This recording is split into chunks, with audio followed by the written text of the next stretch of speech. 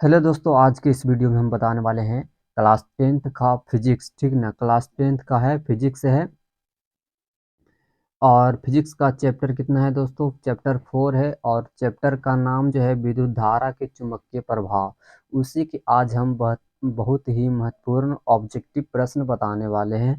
तो आप लोग वीडियो को अंत तक जरूर देखिएगा। तो यहाँ पर पहला प्रश्न है दोस्तों। पहला प्रश्न है विद्युत धारा के किस सिद्धांत पर कार्य करता है? तो विद्युत फ्यूज विद्युत धारा के ऊष्मीय सिद्धांत पर कार्य करता है। ऑप्शन नंबर ए यहाँ पर सही हो जाएगा। अगला प्रश्न देखते हैं। अगला प्रश्न है 1 किलोवाट घंटा किसके बराबर होता है? 1 किलोवाट घंटा जो है वो किसके बराबर होता है दोस्तों? तो इसका जो सही आंसर हो जाएगा 3.6 इंटू 10 के पावर 6 जूल के बराबर होता है। ठीक है ना, ऑप्शन नंबर सी यहाँ पर सही हो जाएगा। अगला प्रश्न देखते हैं। अगला प्रश्न है दोस्तों, विद्युत घंटी किस प्रभाव पर कार्य करती है? विद्युत घंटी जो है वो किस प्रभाव पर कार्य करती है?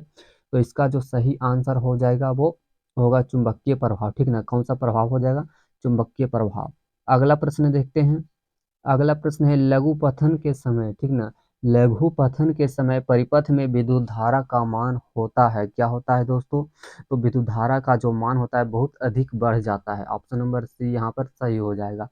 अगला प्रश्न देखते हैं। अगला प्रश्न यहाँ है दोस्तों, डायनमो का सिद्धांत आधारित है, यानी डायनमो का जो सिद्धांत है वो किस पर आधारित है, यही हमें बताना है। ठीक ना, तो विद्युत चुंबकीय प्रेरण पर आधारित है। ऑप्शन नंबर ए यहाँ पर सही हो जाएगा। अगला प्रश्न देखते हैं दोस्तों। अगला प्रश्न है डायनमो से किस प्रकार की धारा प्राप्त होती है? तो डायनमो से डिस्ट धारा और प्रत्यावर्ती धारा दोनों, यानी एसी और डीसी दोनों करंट प्राप्त होती है। ठीक है ना, तो ऑप्शन नंबर सी यहाँ पर सही हो जाएगा 6 का। अगला प्रश्न देखते हैं। प्रश्न नंबर 7 है विद्युत बल्ब में कौन सी गैस भरी रहती है? तो विद्युत बल्ब में कौन सी गैस भरी रहती है? तो निष्क्रिय गैस। ठीक ना, निष्क्रिय गैस जिसे हम इनर्ट गैस भी कहते हैं। ऑप्शन नंबर सी यहाँ पर सही हो जाएगा। अगला प्रश्न है भारत में उत्पादित प्रत्यावर्ती विद्युत धारा की आवृत्ति होती है, कितना होता है? तो इसका आवृत्ति जो होता है वो 50 हर्ज होता है। ठीक ना, 50 हर्ज। ऑप्शन नंबर ए यहाँ पर सही हो जाएगा। अगला प्रश्न देखते हैं। अगला प्रश्न है हमारे देश में विद्युतमन्य तार एवं उदासीन तार के बीच कितना विभवांतर होता है? तो कितना विभवांतर होता है? 220 वोल्ट होता है। ठीक ना, कितना होता है? 220 वोल्ट। ऑप्शन नंबर सी यहाँ पर सही हो जाएगा। अगला प्रश्न देखते हैं। अगला प्रश्न है विद्युन्मय तार किस रंग का होता है? किस रंग का होता है? लाल रंग का होता है दोस्तों। तो ऑप्शन नंबर बी यहाँ पर सही हो जाएगा, लाल रंग का होता है। अगला प्रश्न है घरेलू विद्युत परिपथ में उदासीन तार का रंग होता है। तो उदासीन तार का रंग कैसा होता है? तो काला होता है। ठीक ना, एक लाल होता है और एक काला होता है। तो इसमें हो जाएगा उदासीन जो तार होता है वो काला होता है। अगला प्रश्न देखते हैं।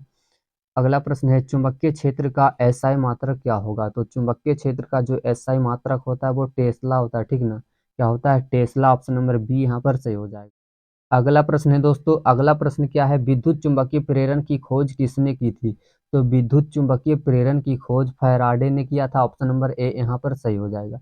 अगला प्रश्न देखते हैं। अगला प्रश्न है दी गई वोल्टता के स्रोत से जुड़े किसी चालक में प्रति सेकेंड उत्पन्न ऊष्मा होता है। तो प्रति सेकेंड उस उत्पन्न ऊष्मा कितना होता है दोस्तों? तो ये हो जाएगा धारा के वर्ग के समानुपाती। ठीक है, धारा के वर्ग के समानुपाती। ऑप्शन नंबर बी यहाँ पर सही हो जाएगा।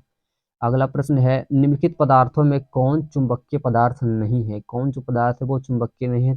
तो पीतल चुंबकीय नहीं है। ठीक ना। अगला प्रश्न है पृथ्वी का विभव होता है, पृथ्वी का विभव क्या होता है? ऋणात्मक होता है, धनात्मक होता है, कि शून्य होता है, कि अनंत होता है? तो पृथ्वी का जो विभव होता है दोस्तों शून्य होता है। ठीक ना, ऑप्शन नंबर सी यहाँ पर सही हो जाएगा। अगला प्रश्न है चुंबकीय बल क्षेत्र का एसआई मात्रक क्या होगा? चुंबकीय बल क्षेत्र का एसआई मात्रक क्या हो जाएगा? तो इसका जो एसआई मात्रक होगा न्यूटन प्रति एम्पियर मीटर। ठीक ना, ऑप्शन नंबर डी यहाँ पर सही हो जाएगा। अगला प्रश्न देखते हैं। अगला प्रश्न है चुंबकीय क्षेत्र के प्रभाव में विद्युत धारा क्या होता है? क्या करता है? चुंबकीय क्षेत्र के प्रभाव में विद्युत धारा क्या हो जाता है? तो चालक पर बल उत्पन्न होता है। ठीक ना, क्या होता है? चालक पर बल उत्पन्न हो जाता है। ऑप्शन नंबर सी यहाँ पर सही हो जाएगा। अगला प्रश्न देखते हैं। अगला प्रश्न है चुंबकीय पदार्थ चुंबक द्वारा धारावाही चालक पर लगाए गए बल की दिशा ज्ञात की जाती है। किससे ज्ञात की जाती है? तो फ्लेमिंग के वामहस्त नियम से, ठीक ना। फ्लेमिंग के वामहस्त नियम, ऑप्शन नंबर ए में यहाँ सही हो जाएगा। अगला प्रश्न देखते हैं। अगला प्रश्न है तो दोस्तों, विद्युत मोटर को चलाया जा सकता है, यानी विद्युत मोटर को चलाया जा सकता है, किस धारा पर चलाया जा सकता है? तो विद्युत मोटर को प्रत्यावर्ती और दिष्ट दोनों धाराओं पर चलाया जा सकता है, ठीक है ना। ऑप्शन नंबर सी यहाँ पर सही हो जाएगा। तो दोस्तों ये था हमारा लास्ट प्रश्न। आपको वीडियो पसंद आया होगा तो वीडियो को लाइक कीजिए और चैनल पर नए हैं तो चैनल को सब्सक्राइब कीजिए। अगर आप इसका PDF पाना चाहते हैं तो कमेंट कर सकते हैं।